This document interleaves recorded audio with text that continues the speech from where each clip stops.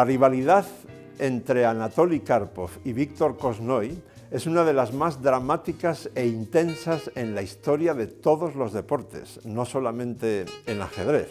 Cuando pensamos en ella, nos referimos casi siempre a los dos famosísimos duelos entre ellos en 1978 y 1981, cuando Karpov ya era campeón del mundo. Pero el primer duelo entre Karpov y Korchnoi fue en el 74. En teoría iba a ser la final de candidatos, en la práctica se convirtió en la final, de hecho, del Campeonato del Mundo, porque después, en el 75, Fischer se retira y renuncia a defender el título. Ese primer duelo, cuando Karpov todavía no era campeón del mundo y cuando Korchnoi aún no se había escapado de la Unión Soviética, ya fue tremendo. Este enfrentamiento tan emocionante se celebró en Moscú. Korchnoi, y además con mucha razón, acusó a las autoridades soviéticas de favorecer descaradamente a Karpov porque había sido el elegido para recuperar el honor nacional perdido por Spassky ante Fischer. Y ciertamente Karpov, es verdad que motivos éticos aparte, pues se mostró superior en el tablero, entre otras razones porque su preparación teórica era realmente excepcional. Y quizá el mejor ejemplo de ello es esta partida, la segunda. Karpov tiene las piezas blancas y Korchnoi le plantea una defensa siciliana con E4, C5 y concretamente después de caballo F3, D6, D4, C por D4. Esto lo hago rápido porque todo esto muchos de ustedes se lo saben de memoria. Caballo por D4, caballo F6, caballo C3 y aquí Korchnoi plantea la súper aguda variante dragón con G6, que consiste en desarrollar ese alfil por fianchetto en G7. En aquella época, por cierto, esta variante estaba bastante de moda y entonces había muchísimos análisis. Karpov contesta con alfil E3, alfil G7, F3, se empieza a preparar, primero consolida el centro para preparar un ataque por el flanco de rey, caballo C6, dama D2, las blancas siempre procuran atacar en el flanco de rey y sobre todo es muy importante cambiar o eliminar de alguna manera este superalfil que tienen las negras en G7 jugando alfil H6. Entonces Korchnoi juega en roque corto, Karpov saca su otro alfil a C4, a lo que Korchnoi contesta con alfil D7. Y ahora empieza ya el ataque en el flanco de rey con H4 para romper en H5 y después de torre C8, desarrollo típico de la torre a la columna semiabierta para las negras, este alfil de C4 está ahí medio colgando, por tanto hay que quitarlo, alfil B3, caballo E5 para ocupar la importante casilla C4, enroque largo de las blancas. Todo esto ya se había jugado mucho cuando se disputó esta partida. Caballo C4, doble ataque al alfil y a la dama, alfil por C4, torre por C4 y ahora otra idea temática, las blancas sacrifican este peón de H4 en H5 para simplemente abrir líneas. Aquí, cuando hay ataques en flancos opuestos, las blancas atacan por el flanco de rey y las negras por el flanco de dama y los enroques están respectivamente en esos flancos, la rapidez es muy importante. La rapidez puede ser más importante que el material, de modo que ese peón en realidad vale poco y está bien sacrificarlo. Caballo por H5, juega Korchnoi, G4, el caballo tiene que volver a F6. Y aquí empiezan, digamos, las sutilezas o las jugadas ya más sofisticadas. Por ejemplo, aquí la jugada que nos podría parecer más natural sería alfil H6 para seguir con el plan, cambiar los alfiles, meter la dama en H6, amenazando ataques de mate, etc. Pero alfil por H6 directamente, alfil H6 directamente no funciona porque las negras disponen del recurso, del truco táctico caballo por E4 y coman como coman las blancas en E4, este caballo estaría colgando porque como el alfil ya no estaría aquí, estaría atacado por la torre de C4 y el alfil de G7. Por tanto, no se puede jugar, no se debe jugar todavía alfil H6. Primero hay que consolidar y evitar las amenazas de las negras. Y por eso Karpov juega caballo de D4, lo retrocede a E2 y de esa manera ahora ya podría seguir jugando con alfil H6. Eso lo aprovecha Korchnoi para intensificar su contraataque en el ala de dama, jugando dama A5. Ahora ya sí se puede jugar alfil H6.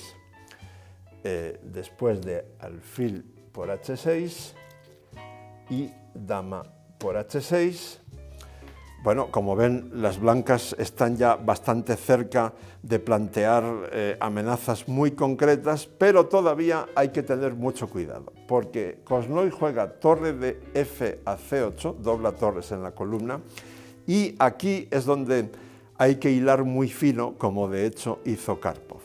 La primera idea que nos puede venir a todos a la mente si analizamos esta posición sobre cómo seguir el ataque de las blancas sería jugar G5, el caballo cierra, fíjense que la dama y la torre están presionando sobre el punto H7 y además sería un ataque de mate, pero contra G5 las negras juegan caballo H5, cierran la columna y entonces sería muy tentador jugar G5, caballo H5 y este caballo a G3.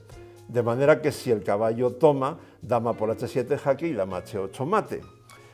Pero eso tiene un inconveniente bastante grave, y es que después de G5, caballo H5, caballo G3, las negras contestarían con torre por C3 y contra B por C3 tendrían dama A3 jaque, rey B1, torre C6 y torre aquí mate. Es decir, en esa variante el ataque de las negras de mate es más rápido todavía que el ataque de las blancas, por muy terrible que nos pueda parecer ese ataque. Entonces, claro, hay que hacer algo previo, hay que hacer una jugada sutil previa que amenace G5.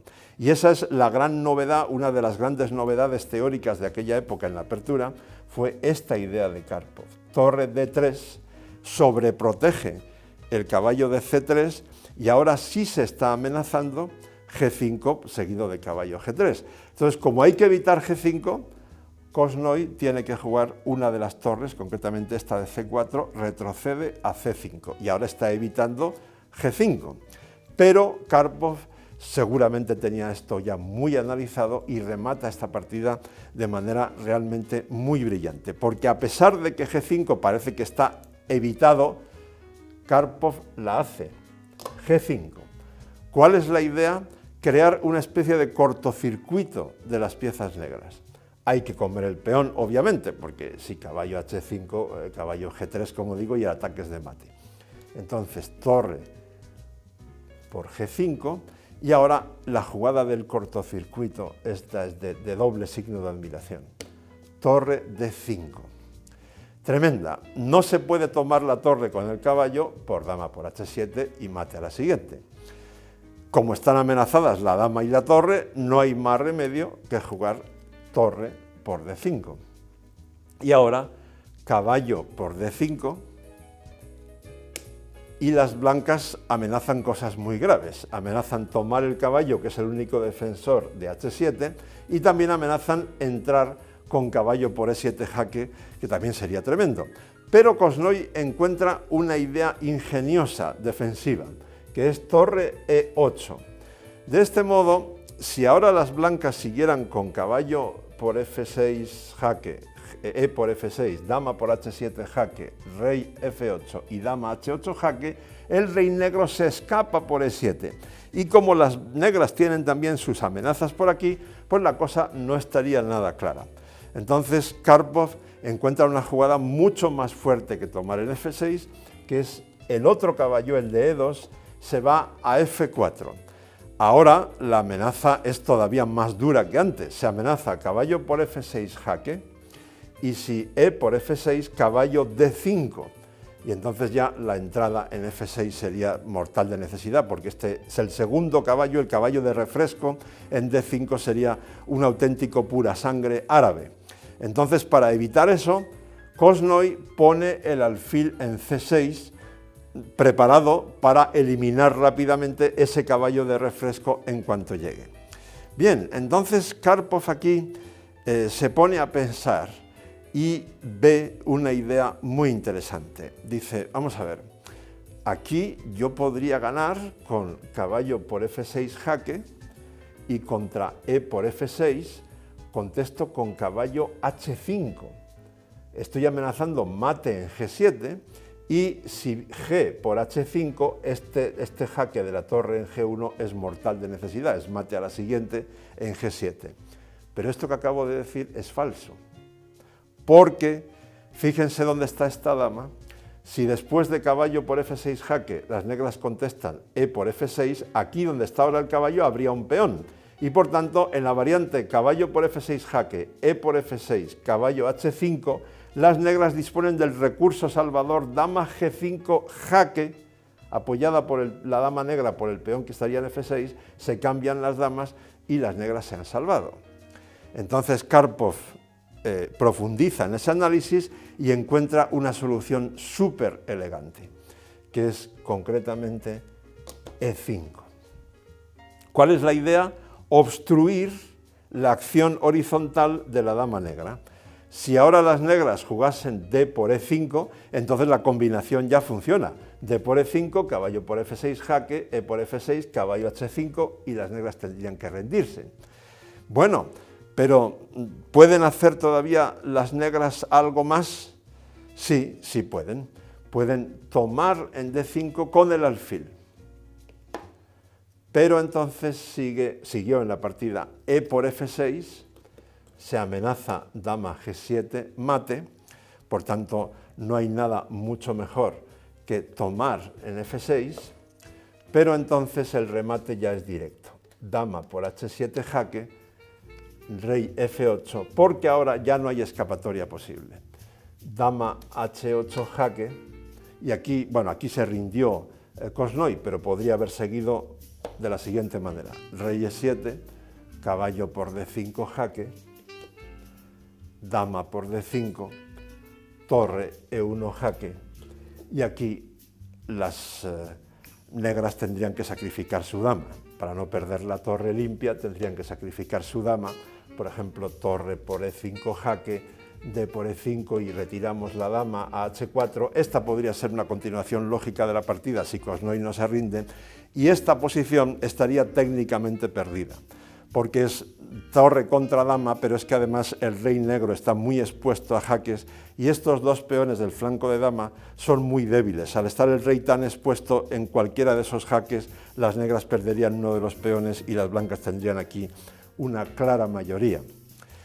Karpov ganó este duelo por 12,5 a 11,5, pero no crean ustedes que lo hizo sin sufrir. Como veremos en el próximo vídeo, realmente las pasó canutas.